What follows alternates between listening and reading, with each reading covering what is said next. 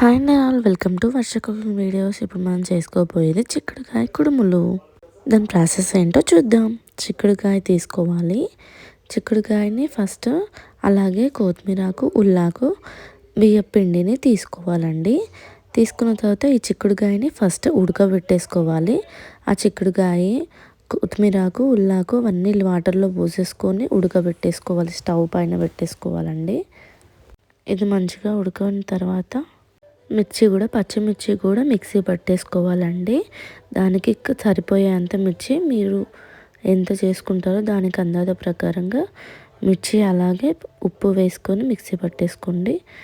ఈ చిక్కుడుకాయ ఉడికిందా లేదా చూద్దాం.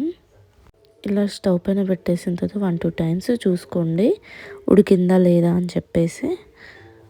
నేనైతే చిక్కుడుకాయ కుడుములు కంప్లీట్గా చేయడం ఇదే ఫస్ట్ టైం అండి.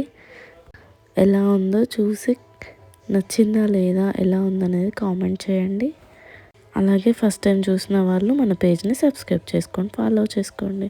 చిక్కుడుకాయ ఉడికింది. ఇలా బియ్యం పిండిలోనే ఈ చిక్కుడుకాయని వేసేసుకోవాలండి అంతా కూడా. ఈ చిక్కుడుకాయని వేసిన తర్వాత ఇప్పుడు మనం మిర్చి పేస్ట్ని కూడా వేసుకొని కాస్త చక్కెర కూడా వేసుకోవాలి. ఇంట్రెస్ట్ ఉన్న వాళ్ళు వేసుకోండి, లేదంటే వదిలేసేయండి అండి.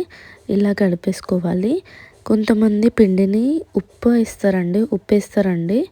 ఇలా వేడి వాటర్లోనే ఉప్పు వేసిన తర్వాత కొంచెం చల్లారిన కొద్దీ కలిపేసుకుంటారండి. కానీ నేను ఇలా చేశాను. కానీ అది నేను వేడి వాటర్తోనే కలిపాను, కానీ ఇలా చేశాను అన్నట్టు. చూడండి, ఇలా అంతా ఈ పిండి ముద్దలాగా తయారు చేసుకున్న తర్వాత కాస్త చేతికి ఆయిల్ పెట్టేసుకొని ఇంకా మీరు కుడుముల్లా ప్రిపేర్ చేసుకోండి. అంతే అండి. ఇప్పుడు నేను చూపించిన విధానంలో చాలా ఈజీ ఉంటుంది, అలాగే టేస్టీ కూడా ఉంటుంది. నాకైతే చాలా ఇష్టం ఈ చిక్కుడుకాయ కుడుములు అంటే.